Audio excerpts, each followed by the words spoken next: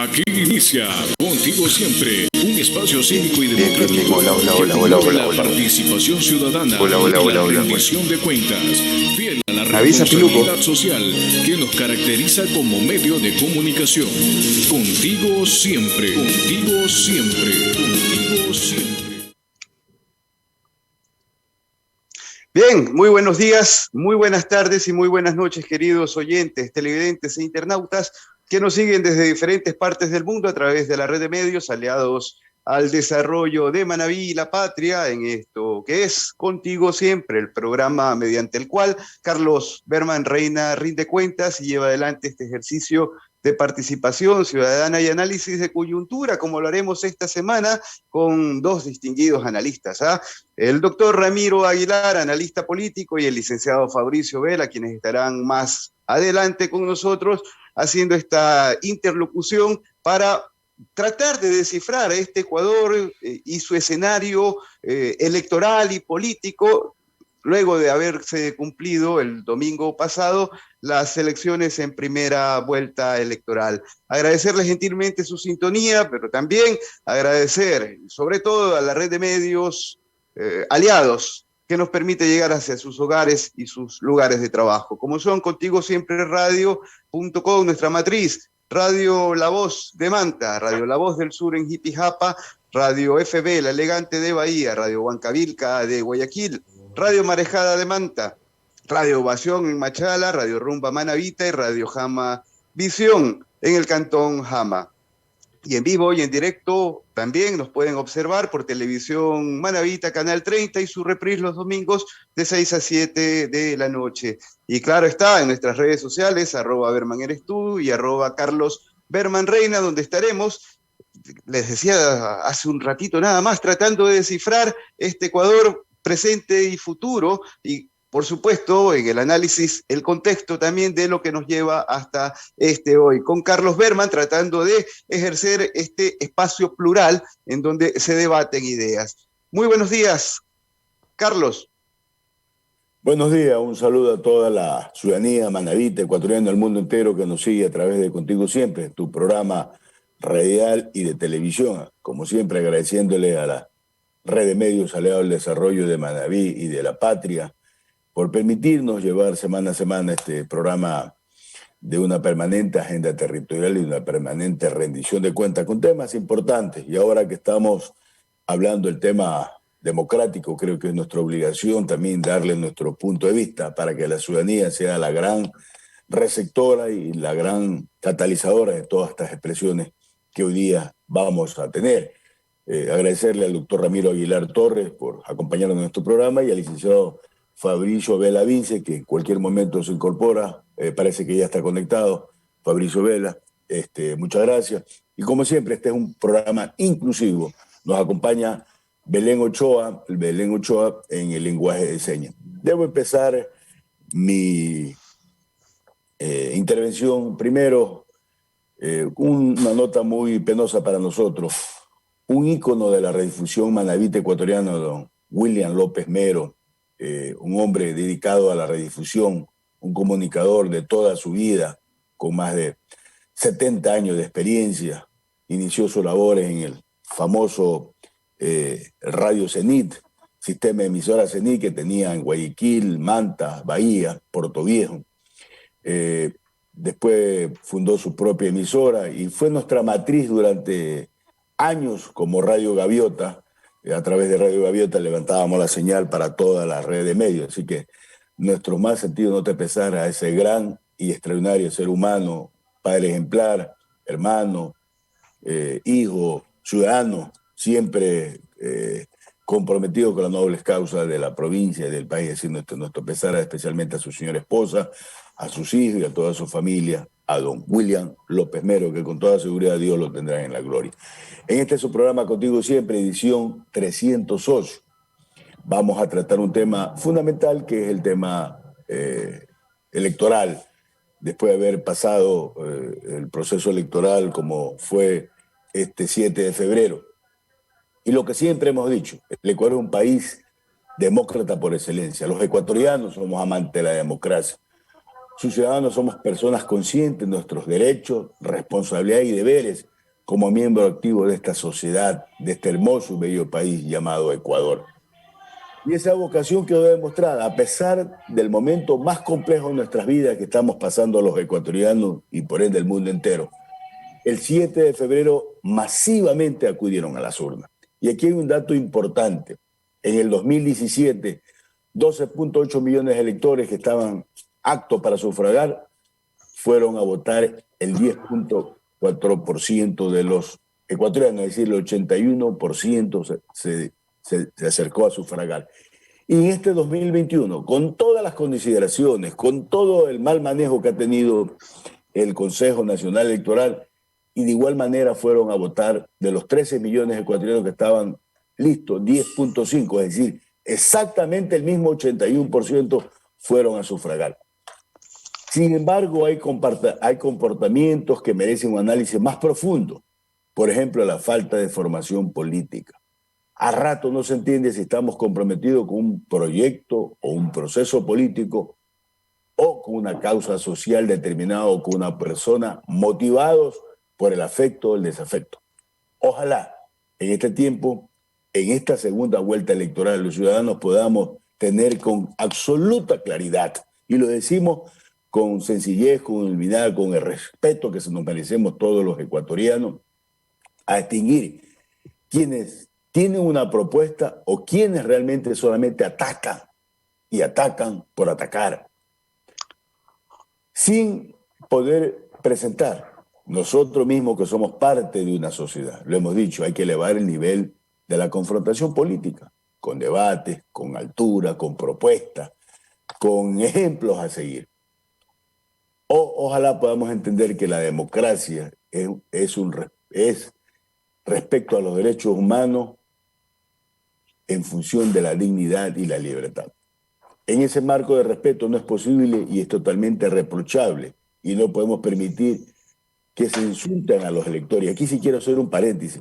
Como manabita y como ecuatoriano rechazo permanentemente esos calificativos que nos quieren dar a nosotros los manabitas por haber tenido una posición firme, coherente, responsable, democrática. Y hoy día ese respeto se refleja que hay 8 provincias del país que votaron por una tendencia que al final fue la que llevó a otorgar en esta primera vuelta electoral el favoritismo y ganar la primera vuelta electoral. Si se analizan los resultados de los mapas electorales, vemos que la costa sigue siendo fiel a una ideología. No así la sierra y la Amazonía, que ahora demostró una diferente conducta. En el 2017, recordemos que tanto la sierra, y especialmente la Sierra Central, votó mayoritariamente por la candidatura de Lasso. Ahora, en cambio, ese favoritismo le permitió al candidato Pérez tener ese favoritismo. Más aún, hoy día hay un escenario totalmente diferente. Lo que sí hay que puntualizar es que la centroizquierda ha sido la gran ganadora de este proceso electoral y lo podemos demostrar no solamente con los datos numéricos de los candidatos que alcanzaron los 4 primeros puestos, sino que se refleja mismo en la conformación de la Asamblea Nacional, donde hay una mayoría totalmente del centro hacia la izquierda. Por lo tanto, creo que es importante hacer esta reflexión inicial al pueblo ecuatoriano. Primero, felicitar esa gran demostración de su vocación democrática al acudir masivamente a las urnas el 7 de febrero, a pesar de todos los problemas y de todo el panorama tan difícil que hemos vivido como es el COVID que estamos viviendo. Por lo tanto, es oportuno traer a colación estos temas. Así que reitero nuestro agradecimiento a los 2 distinguidos panelistas, al doctor Ramiro Aguilar como a Fabricio Vela, por acompañarnos en su programa Contigo Siempre, edición 311. Muy bien, muy bien. Y vamos adelante entonces con el saludo y también ya con sus primeras reflexiones. Doctor Aguilar, a ver, con usted conversábamos el sábado 30 y quizás usted tuvo una suerte de pitonizo o de adivino para algunos, ¿no? Ese día, cuando vaticinaba una segunda vuelta, sí, pero el desplazamiento de uno de los candidatos que ahora puja por esa segunda ubicación. Hola, muy buenos días. Un saludo muy cordial a todas las personas que nos están escuchando. Era, Se era vistió de verlo lujo ese venir. día. Sí, señor. Era verlo venir. Lazo había bajado muchísimo en las encuestas en los días previos de la primera vuelta. Muchísimo. Y las razones ya las platicamos en aquel programa. Creo que se resumen básicamente en que es el candidato del gobierno, es el candidato del continuismo, es el candidato de Moreno, y yo creo que no existe ecuatoriano que quiera repetir el episodio terrible de un gobierno que ha destruido el país 4 años. Estaban subiendo con mucha fuerza dos candidatos. Estaba subiendo el candidato Yacu Pérez de Pachacutic y el candidato Javier Herbas de la Izquierda Democrática. En el caso de Yacu Pérez, me parece a mí que si uno ve la votación es muy orgánica. Pérez gana en el oriente, en la región amazónica y en la sierra, donde la CONAIE y las nacionalidades y pueblos indígenas son sólidos. Y también tiene una votación fuerte en ese mismo segmento, en ese mismo sector territorial, Javier Herbas, que es un político que sale de cero, arranca de cero, nadie le conocía como político antes de la candidatura a la presidencia de la República, pero que logra descifrar con una buena campaña las expectativas y los requerimientos generacionales. Es decir, la votación de Herbas es una votación absolutamente generacional, de aquellos votantes y electoras que están entre los 16 y los 30 años y que buscan un Ecuador sin conflicto, que buscan un Ecuador de futuro, un Ecuador con una política distinta. Creo que ese es el mensaje del votante de Herbas, pero el votante de Herbas, como el votante de Yacu, no es un votante con actitud de militante. El de Lazo sí. El de Lazo tiene una militancia no por Lazo, sino que tiene una militancia hacia el odio al correísmo. Es un anticorreísmo muy duro el voto de Lazo. Entonces, al final vemos que la segunda vuelta se planteó con un margen muy, muy pequeño de votos entre el correísmo puro y duro, matizado con algún apoyo progresista en la candidatura de Andrés Arauz y Carlos Rabascal. Le repito, el correísmo puro y duro más el progresismo que se sumó a esa candidatura. Y del lado de Lazo tiene usted el anticorreísmo puro y duro, que odia todo lo que es correísmo y que está en el 20%. Y ahora, con los números en la mesa, tenemos, digamos que están libres el 20% de Yacu, el 15% de Herbas y el 12% de los candidatos sueltos, que suman entre ellos el 12%. Es decir, usted tiene 35, 45, el 47% de votantes que en este preciso instante tienen que decantarse por cualquiera de las dos opciones, sea Arauz o sea Lazo. Y le repito, esperemos que la reflexión sea clara. Es decir, el gobierno de Moreno no puede continuar. El gobierno de Moreno ha sido desastroso, ha destruido el país y Lazo es la continuación del gobierno de Moreno. En ese escenario creo yo que el 47% de votantes que en este momento se quedaron sin su candidato porque su candidato perdió, van a tener que hacer esa reflexión al final del día al momento de votar.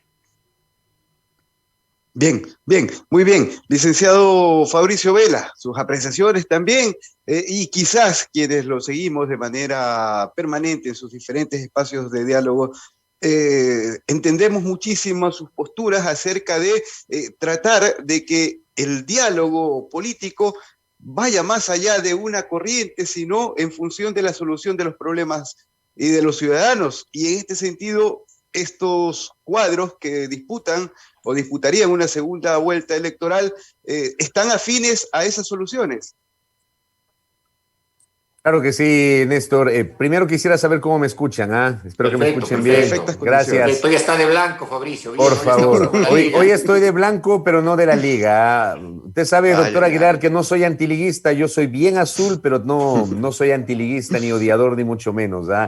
Bueno, Carlitos Berman Reina, qué gusto. Muy honrado de participar con todo el pueblo manabita de este ejercicio semanal que tiene Carlos Berman, de quien me precio de ser su amigo. Lo conozco hace más de 25, 26 años a Carlos. Yo era muy chiquito. Yo era muy chiquito. Usted ya había sido consejero del Oro, si mal no recuerdo, cuando le conocí. Allá por el año 1995. Igualmente a Néstor, a mi tocayo, a todo el equipo allá en la provincia de Manabí. Bueno, A ver, yo quiero partir un poco de lo que pasó ayer, porque creo que lo de ayer termina siendo uno de los episodios más cómicos que yo he visto en los últimos tiempos en la política ecuatoriana. Desde luego que es plausible, y yo reflexionaba, viajé de Quito a Esmeraldas, estoy ahora mismo en Esmeraldas, y mientras viajaba, reflexionaba, ¿no? En el Ecuador hay tal carencia de diálogo político, hay tal carencia de conciliación, hay tal carencia de concertación. O sea, aquí en el Ecuador no estamos acostumbrados a que las diferencias políticas se resuelvan por la vía de la conversación, del diálogo, de la diferencia sana. En el Ecuador estamos acostumbrados a que esta sea una suerte de selva, ¿no? Al canibalismo político. Es así, al canibalismo. Claro, todo el mundo saludó y miró con buenos ojos esta suerte de renunciamiento de los candidatos Guillermo Lasso y Yacu Pérez.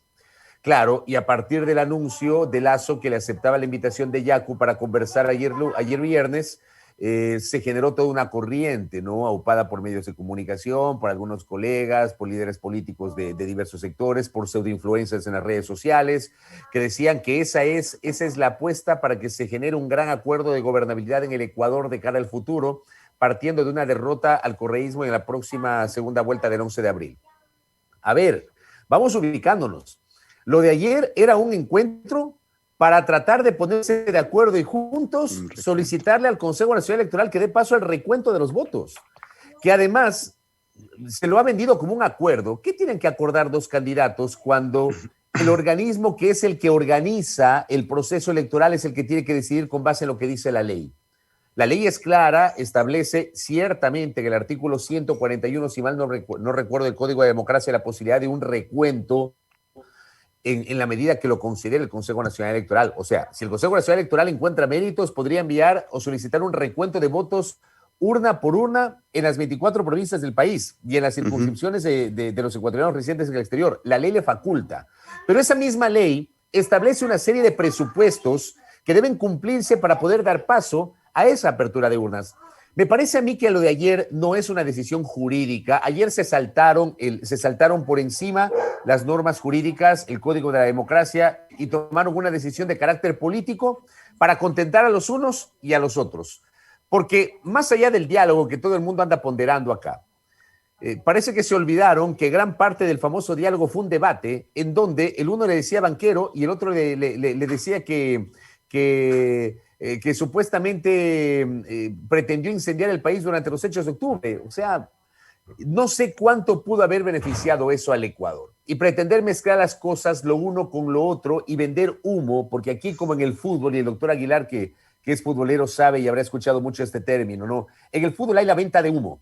Aquí en la política ecuatoriana hay la venta de humo. Se le ha vendido un humo tremendo, tremendo al Ecuador, del famoso acuerdo de gobernabilidad. Y con esto cierro esta primera parte.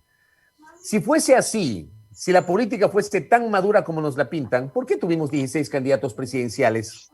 ¿Ah? De los 16, no sé si ustedes han hecho esta valoración, queridos amigos, de los 16, 4 concentran el 88% de la votación, 12 concentran el 12% de la votación. Tenemos un candidato que sacó 3 millones de votos, Arauz, y tenemos un candidato que no supera los 17,000 votos, que es Paul Carrasco. Tenemos una diferencia del primero con el cuarto, de Arauz con Herbas, de 16 puntos porcentuales, y tenemos una diferencia del cuarto y el quinto, de Herbas con Pedro Freile, de 14 puntos porcentuales. O sea, creo que son temas que algún rato, cuando pase la calentura de todo esto, la sociedad ecuatoriana y la política ecuatoriana tiene que discutir. Bien, y en ese mismo sentido, doctor Aguilar, ¿qué sensaciones les deja lo que debió haber sido simplemente una reunión de trabajo para buscar una salida eminentemente a este tema de quién transita hacia la segunda vuelta electoral, y terminó siendo maximizado como un acuerdo de gobernabilidad, un acuerdo de diálogo político nacional? Yo coincido con Fabricio. Lo de ayer fue bochornoso. ¿Pero por qué fue bochornoso? En los puntos esenciales. Este Consejo Nacional Electoral ha sido tan inepto que no ha podido, que primero que inscribió un montón de movimientos políticos que son de papel, que presentaron candidatos a la presidencia que no sacaron más del 0% de la votación. Es decir, el 70% de los candidatos tiene menos del 0%. Es tan inepto que después estaba queriendo posponer las elecciones. Es tan inepto que imprimió mala papeleta. Es tan inepto que no calificaba a los candidatos hasta el último día. Y ahora es tan inepto que no puede contar votos. O sea, esa es la primera reflexión que yo tengo. Entonces tienen que reunirse dos ñatos que quedan segundo y tercero y casi decirle al CNE, deja. Nosotros mismos vamos a contar.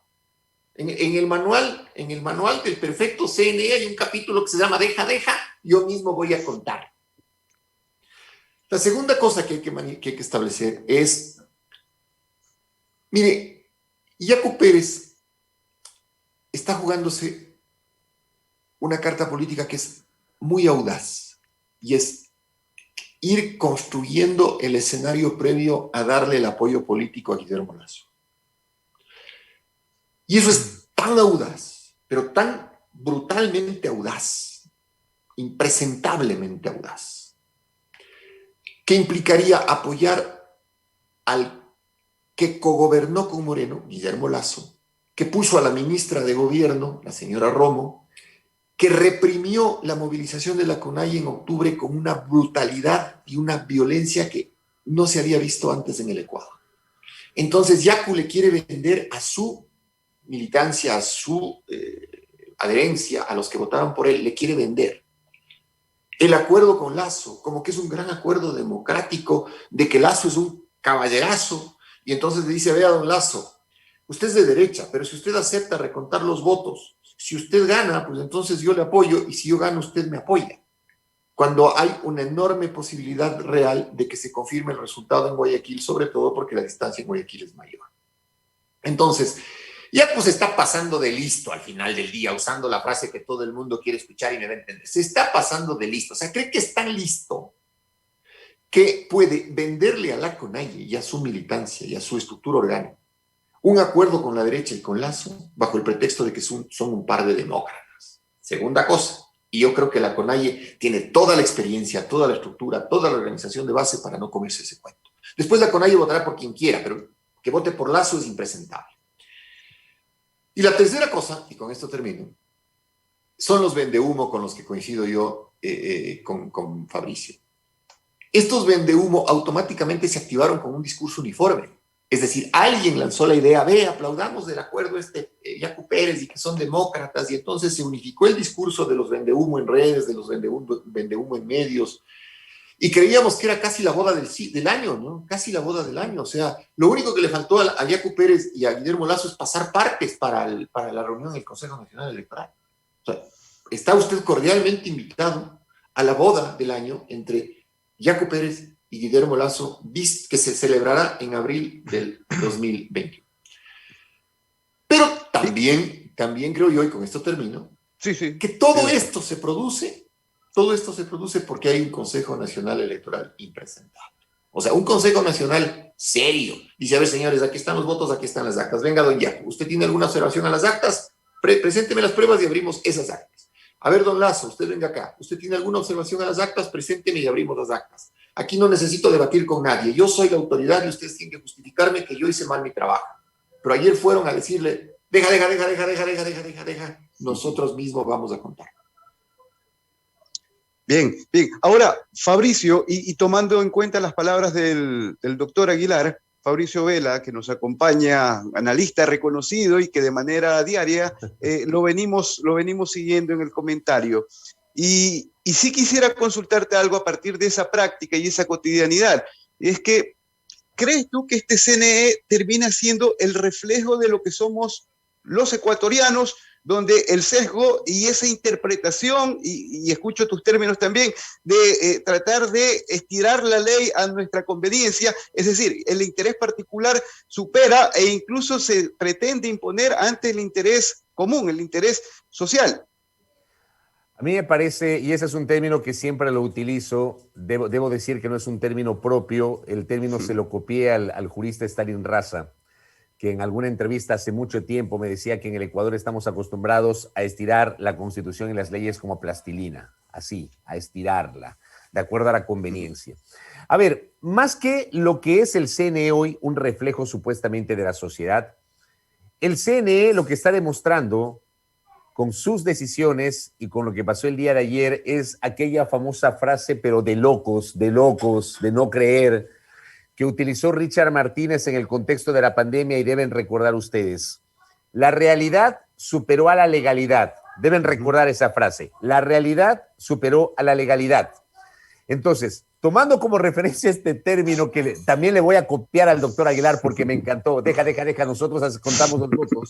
Resulta que ahora los candidatos son los que resuelven y se ponen sus propias reglas. ¿Y dónde está el imperio de la ley? ¿Y dónde está el organismo que es el responsable justamente de dar certidumbre al Ecuador respecto del escrutinio? Este Consejo Nacional Electoral es probablemente uno de los más grandes mamotretos que hemos tenido en la historia de la República en los últimos tiempos. El actual. Parto de su génesis, ¿ya? Porque aquí en la opinión pública se escandaliza o se genera el escándalo, se pretende desde la política y desde los medios escandalizar a la opinión pública dependiendo obviamente de las conveniencias. Este Consejo Nacional Electoral, que fue elegido por el todopoderoso Consejo de Participación Ciudadana y Control Social del doctor Julio César Trujillo, que para algunos sectores es impoluto y todo lo hizo bien, este Consejo Nacional Electoral fue elegido por fuera del marco constitucional. La Constitución, la actual, eliminó lo que decía la Constitución de Sangolquí respecto de la integración del Tribunal Supremo Electoral. Entre 1998 y 2008, el Tribunal Supremo Electoral se integraba con delegados de las 7 fuerzas políticas más votadas. Ya eran 7 vocales en el Tribunal Supremo Electoral. Debo decirles, en honor a la verdad, que inclusive esa norma que parece tan clara también fue manipulada o era manipulada por los congresos de turno. Yo, y lo cuento de manera de anécdota, yo he sido reportero parlamentario toda mi vida, y en alguna sesión, cuando el Congreso sesionaba en el hall del Banco Central, no recuerdo el año, pero esto fue obviamente después del incendio del año 2003, fue en ese periodo 2003-2007, se integraba el Tribunal Supremo Electoral y le tocaba una representación al Movimiento Popular Democrático. Me acuerdo clarito. Y un diputado socialcristiano amigo mío tenía la lista de los futuros vocales del Tribunal Supremo Electoral. Y la vocalía que le correspondía al MPD se la dieron al Partido Conservador Ecuatoriano, en la persona del doctor Juan Aguirre, que había sido funcionario del gobierno de Durán Ballén, y debe recordar Ramiro Aguilar justamente al doctor Aguirre y ese Tribunal Supremo Electoral. Y yo me acerco a este diputado, que era buen amigo, y le digo, oye, no entiendo, ¿por qué el Partido Conservador y por qué él no el MPD? Y la respuesta fue, porque ellos no son nuestros aliados. O sea, incluso hasta esa norma fue estirada, siendo tan clara. Las 7 fuerzas políticas más votadas se inventaron ahí una leguleyada y le dieron al Partido Conservador Ecuatoriano. Bueno, eso se terminó en el año 2007 y en el año 2008 tuvimos la nueva constitución que establecía que el Consejo Nacional Electoral tenía que ser elegido por la vía de concurso de méritos y oposición. Ciudadana, concurso de méritos y oposición. Que eso no ha salido bien, es verdad. Yo siempre hablo de que me parece que el correísmo tiene que hacer un ejercicio de autocrítica sobre una norma que a todas luces era conveniente e importante, pero que igualmente fue aprovechada para poner allí en el primer consejo electoral, en todos los consejos nacionales electorales, ha habido prácticamente, si no unanimidad, por lo menos mayoría de gente muy cercana al proyecto político que lideró el economista Correa. Pero bueno, yo creo que las cosas había que mejorarlas y lo que hace el Trujillato es pasarse por encima la norma constitucional y, bueno, pedirle a Creo un delegado, pedirle a Alianza País un delegado, pedirle al Partido Social Cristiano un delegado, pedirle a la CONAIE un delegado y pedirle a la Junta Cívica de Guayaquil un delegado. Entonces, ahí tenemos Diana Tamaín, CONAIE, Estela Cero, Alianza País, José Cabrera, Partido Social Cristiano, Enrique Pita, Movimiento Creo. Y tenemos a Luis Verde Soto, que fue asesor del general Moncayo en la última campaña, cercano a la socialdemocracia, pero que fue propuesto por la Junta Cívica de Guayaquil. ¿De qué independencia me pueden hablar a mí? O sea, yo parto de eso. Entonces, más que, para cerrar, como decía Néstor, más que el reflejo de la sociedad, es un nuevo capítulo de la venta de humo. Y aquí se critica dependiendo de las conveniencias políticas y mediáticas. Bien, muy bien. Asambleísta Carlos Berman, su opinión también sobre los resultados en los binomios presidenciales, antes de pasar a lo que será el análisis de la composición de la nueva Asamblea Nacional. Sí, efectivamente, las expresiones tanto dadas y los criterios, tanto del doctor Ramiro Aguilar como del licenciado Fabricio Vela, creo que es de alguna manera la realidad que está pasando el país.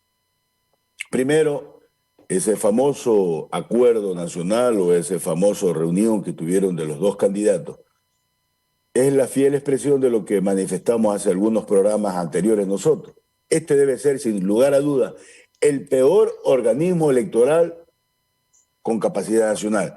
Llámese antes Tribunal Supremo Electoral, hoy día Consejo Nacional Electoral. Y lo clarificamos con total transparencia.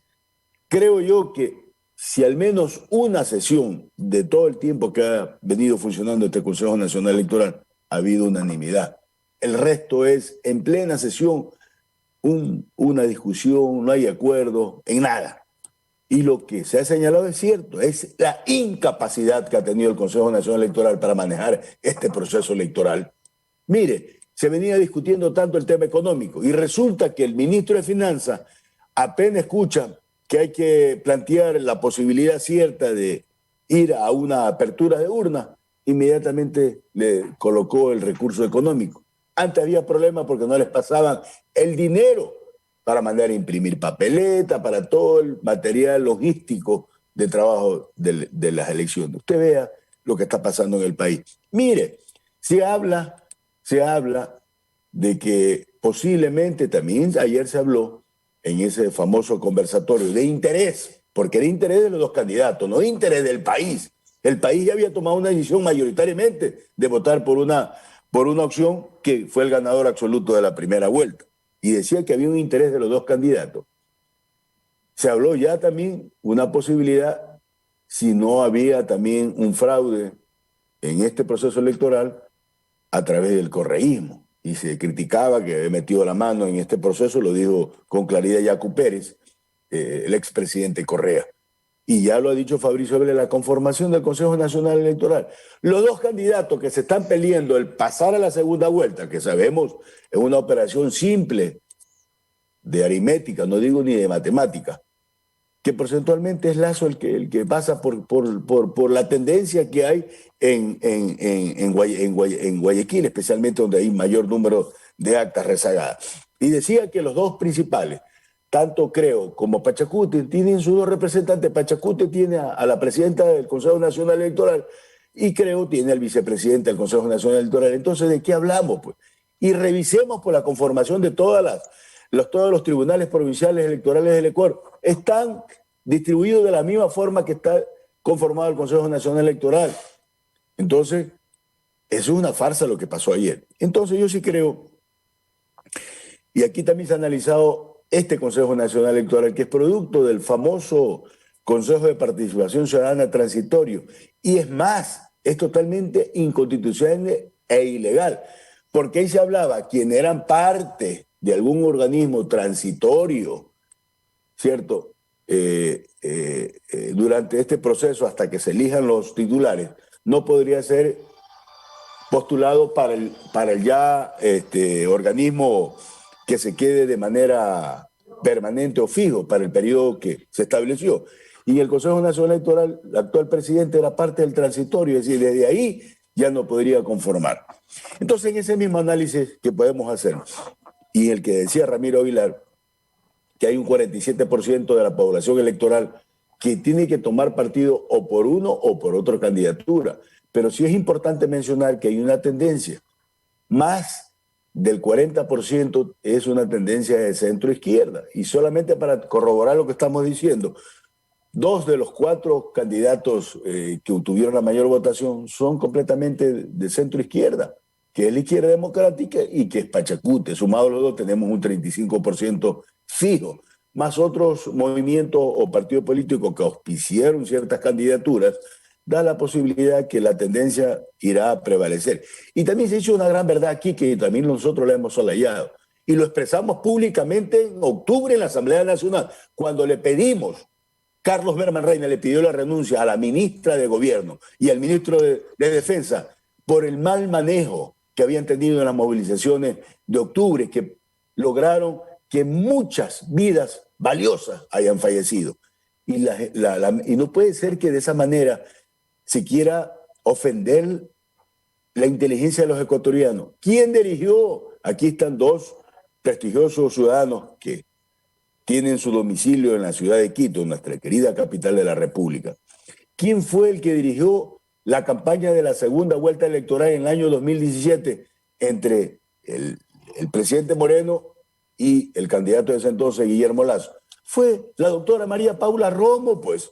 Ella dirigió. Y oía qué cargo ostentaba en este gobierno.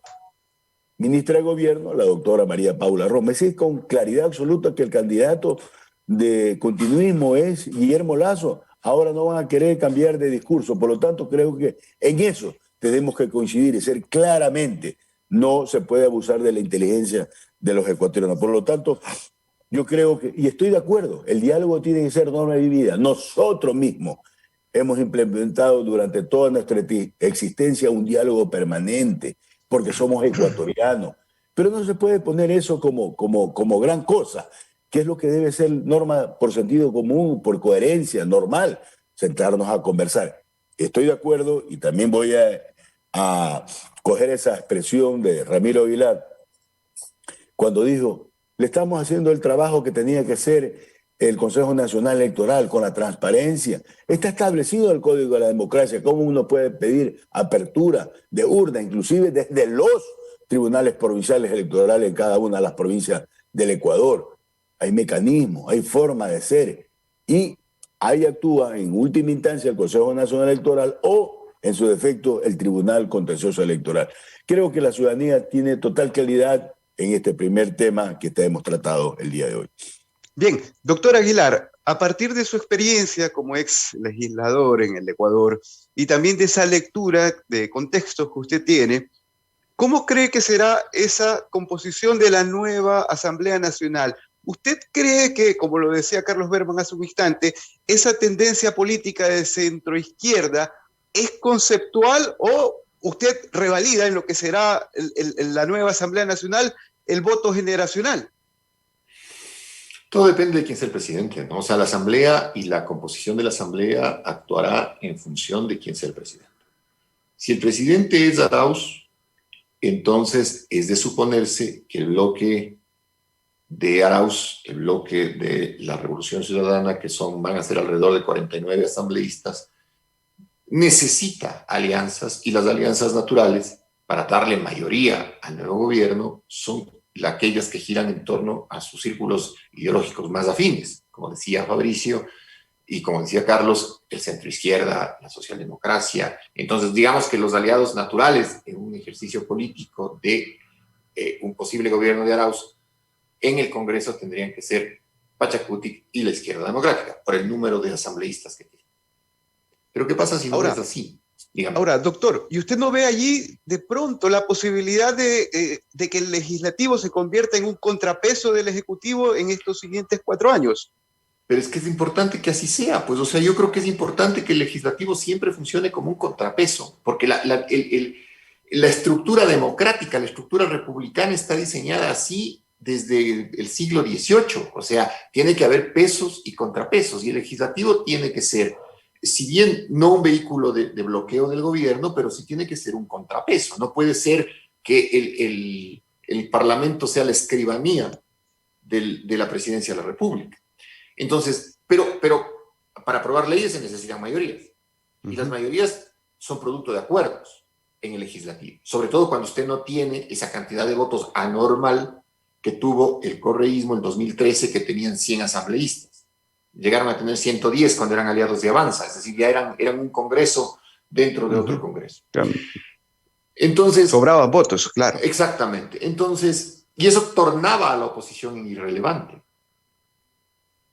Y eso, hay que reconocer, también nos dio la posibilidad a quienes nos oponíamos al gobierno en esas condiciones históricas de tener uno de los roles políticos más cívicos que pudo tener una oposición política en el país en los últimos años, no por mérito propio, sino por las condiciones del número de asambleístas que tenía el correísmo entre el 2013 y el 2017. Pero si gana Lasso, el tema es que Lasso puede hacer también gobierno y puede hacer también mayorías con su amigo Yacu, que está conversando y está caminando de la mano ya preventivamente estos días, con su amigo Hervas, que ya también Hervas está abandonando un poco el norte que se planteó en la campaña y que le hizo hacer una buena campaña y tener el 15%. Y desde luego, creo, más Pachacutic, más Izquierda Democrática, hacen que sea irrelevante e innecesario el acompañamiento de los 49 asambleístas de la Revolución Ciudadana. Todo dependerá entonces, para efectos de la Asamblea, de qué decida el pueblo ecuatoriano y a quién ponga en la presidencia de la República. A mí sí me parece una cosa muy interesante. Lo que acaba de pasar esta semana, que pasó un poco de agache por todo estos fuegos pirotécnicos, esta pirotecnia política que representa el conteo de votos. El hecho de que el CAL le devolvió a la presidencia de la República el proyecto de ley de defensa de la dolarización, donde se pretendía volver autónomo el Banco Central. Y creo que Litardo y el del resto del Consejo de Administración de la Legislatura asumen el golpe. Es decir, Litardo es presidente de la Asamblea en funciones y no es reelegido por su provincia. O sea, usted se da cuenta del nivel de rechazo que debe tener Litardo como presidente de la Asamblea para que, siendo el presidente en funciones, no sea reelegido por su provincia. Entonces, el CAL creo que hace bien en decirle al Ejecutivo, al gobierno de Moreno, no nos vamos a meter en eso. Eso, en otras palabras, espero yo que eso sea planteado al presidente electo en abril. Si es Lasso, tenga la seguridad que el proyecto entrará como por un tubo, porque Lasso querrá que le dejen haciendo eso antes de la nueva asamblea. Si es Arauz, evidentemente el progresismo está en contra de tener un banco central autónomo y privatizado. Bien, Fabricio Vela, y quizás por también esa experiencia en estar en permanente contacto con la ciudadanía, Ecuador daría la impresión de que no va a superar el debate entre el correísmo y anticorreísmo, y quizás eso va a marcar mucho la composición de esta nueva Asamblea Nacional, donde se pondrá de moda el término mayorías móviles. Sin duda, Néstor. A ver, una precisión a propósito de lo que decía el doctor Aguilar. Litardo buscaba la reelección como asambleísta nacional, no como asambleísta provincial. No llega, obviamente no llega, pero justamente estoy revisando cómo le fue en Los Ríos, y en Los Ríos no le fue tan mal a Litardo, no le fue tan mal. Según los datos oficiales del Consejo Nacional Electoral, casi al 100% en asambleístas nacionales, y estoy viendo el resultado en Los Ríos, una estuvo 42, casi 43%, los socialcristianos, que son gobierno provincial, porque Johnny Terán es el prefecto de la provincia de Los Ríos, tuvieron apenas el 10%. Miren ustedes la diferencia de la votación que alcanza UNES en Los Ríos versus la del Partido Social Cristiano en una provincia que ha tenido algunas particularidades. Los Ríos es una provincia que tiene muchas particularidades. A lo largo del tiempo ha sido social cristiana, ha tenido Alianza País su incidencia, ha sido también rolosista. Yo me acuerdo que cuando empecé periodísticamente allá por el año 92, el prefecto era Oscar Llerena del Partido Rolosista, y el alcalde de Babahoyo era Julio Tuma Basilio. El rolosismo tenía, ¿no?, su peso. Luego los socialcristianos, vino Alianza País con Marco Troya, con Carla Chávez, que también fue gobernadora, que fue alcaldesa de Babahoyo, y bueno, ahora tenemos al prefecto Johnny Terán, pero solamente tuvieron el 10%. Luego tenemos al Pachacuti con el 8%, y de allí viene Litardo, que lideraba la lista de asambleístas nacionales por Alianza País con el 7.5%. O sea, en términos porcentuales a Litardo no le fue tan mal en su propia provincia, pero claro, él buscó encabezar la lista de asambleístas nacionales, y allí, por ejemplo, se invita a una reflexión. Yo decía esta semana, creo que fue el martes, revisando un poquito las cifras, Alianza País ya no existe. Si Alianza País durante o tras las elecciones de 2019 era una suerte de ente, o sea, estaba como en coma, estaba en terapia intensiva, Alianza País hoy ha suscrito definitivamente su pena de muerte. Una organización política que fue dominante a lo largo de los últimos, durante los 10 primeros años del correísmo, fue la fuerza política dominante. Básicamente. Sí, en 2019 todavía se mantuvo en términos de volumen con una presencia importante en cuanto a alcaldías y prefecturas, pero ya empezó un declive. Por ejemplo, en el caso de Quito, Alianza País tenía un importante número de concejales en 2014 y resulta que hoy no tiene concejales. En 2019 no logró ninguna concejalía en el Distrito Metropolitano de Quito. Entonces, una organización política que te dominó con 80 constituyentes de Asamblea de Montecristi, que era el bloque mayoritario, era la primera minoría de la Asamblea Nacional del año 2009, pero casi muy cerca de la mayoría. Hizo un par de alianzas puntuales ahí y tuvieron mayoría y lograron, por ejemplo, ponerlo al Corcho Cordero durante los 4 años de ese periodo. En 2 ocasiones lo eligieron presidente. Tuvo 100 de 137 en la Asamblea del 2013. Tuvo 74 de 137 en la Asamblea de 2017. Hoy tendrán 0. Es una organización política que no va más. Alianza País, para mi gusto, ya no existe más. Y hoy tienes una reconfiguración, no solamente por la situación política, sino también por este cambio del método de asignación de escaños. Y vas a tener una asamblea que no tendrá ningún bloque mayoritario, tendrás minorías. La primera minoría, UNES, que tiene 49, la segunda, Pachacutic, la tercera, Izquierda Democrática, la cuarta, el Partido Social Cristiano, y la quinta, creo, termina siendo el gran derrotado en términos porcentuales en la integración de la futura asamblea si comparamos sus participaciones de 2013 y 2017. Por la pérdida de votos. Pero claro, o sea, creo ya no tiene esa representación enorme que lo convirtieron en la segunda fuerza legislativa en 2013, que esa asamblea estuvo el doctor Aguilar, y en 2017. O sea, ya no tienes. Para mí es la gran derrotada a nivel legislativo. Tanto así es la gran derrotada que, según lo que yo preveo, creo ni siquiera va a tener un representante en el CAL, ¿ya? Porque no es bancada, no va a ser bancada. Las bancadas serán UNES, Pachacutic, Izquierda Democrática y Partido Social Cristiano. Esas son las 4 bancadas legalmente reconocidas en la próxima legislatura, Néstor. Sí, ahora, Fabricio, te perfilo en algo y a partir de lo que tú mencionas permanentemente también, y es que el debate político sigue siendo, y el escenario político sigue siendo correísmo, anticorreísmo. Y en este sentido, la oposición al correísmo termina teniendo más de 80 votos en el Parlamento, y se podría generar este fenómeno de que el legislativo, en una posibilidad de triunfo de Arauz, sea un contrapeso político importante, y que lo frene a Arauz. Lo que decía Ramiro Aguilar es absolutamente real. Si Andrés Arauz no gana las elecciones, olvídese, ese bloque de 49 de UNES será más o menos como lo que pasa hoy con el bloque de Revolución Ciudadana, un sector político que seguramente hará oposición al gobierno de Lasso, porque no tengo dudas que el rival de Arauz será Lasso en la segunda vuelta, y si Lasso gana, ese bloque servirá para hacer la oposición al gobierno de Lasso, pero se quedará solo.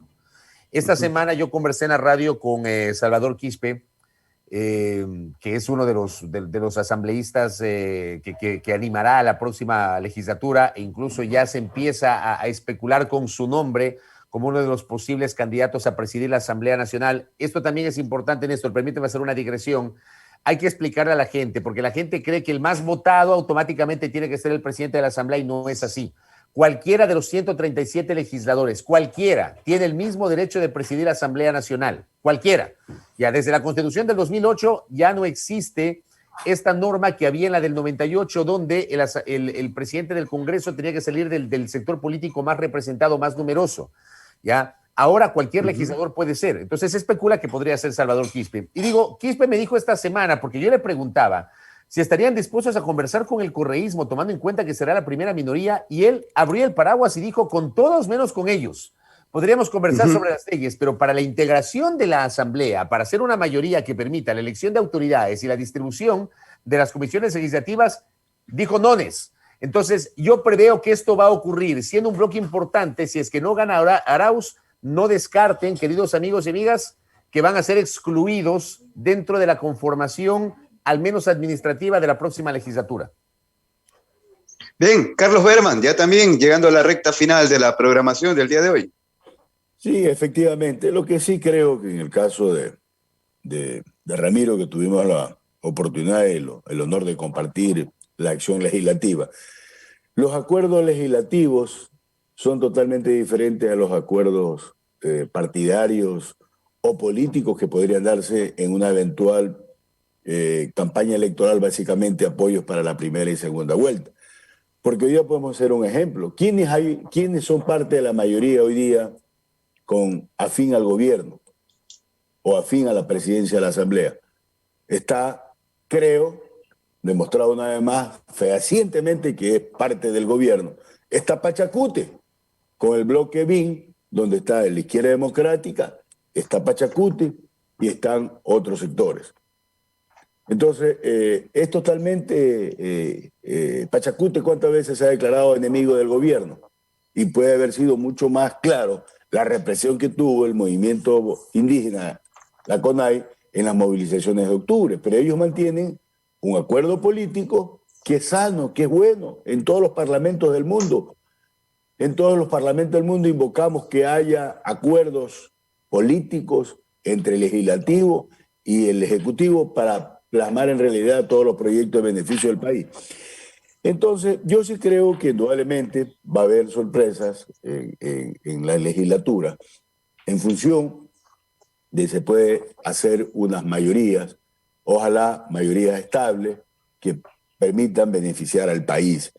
Pero lo que decía también Fabricio Vela, la norma constitucional dice también que quien dirige la sesión preparatoria o la sesión inaugural es el asambleísta más votado y el primer vicepresidente será el asambleísta segundo que se ubique en la votación general y el secretario es quien ocupe el tercer ejercicio de más votado. ¿Por qué se hizo eso? Recordemos que antes el presidente de la República se posicionaba ante la Asamblea Nacional y a veces no se lograba instalar la Asamblea porque no tenía autoridades y tenía a su vez que el presidente de la República esperar hasta cuando se instale la Asamblea General, haya electo sus unidades. Entonces, eso sí prevé la norma, es decir, que en la sesión inaugural sabemos quién las va a dirigir, ¿cierto? Y por ende, pues será el proceso que conlleve, que es natural que haya en este acuerdo legislativo. Si bien es cierto, hay 49 legisladores que pertenecen a UNES, pero no es menos cierto que hay una corriente de centro izquierda que también se ve reflejada. Yo en eso quiero poner mucha consideración. Antes, en el periodo actual, 2017-2021, la derecha real, que era el Partido Social Cristiano, y creo, tenían más de 50 legisladores entre las dos bancadas, las dos agrupaciones políticas. Y hoy en día no llegan ni a 30. Es decir, hay un deterioro totalmente de la derecha en el Ecuador, que en ese sentido tenemos también nosotros que reflejarla en la demostración y lo que va a pasar en esta segunda vuelta electoral.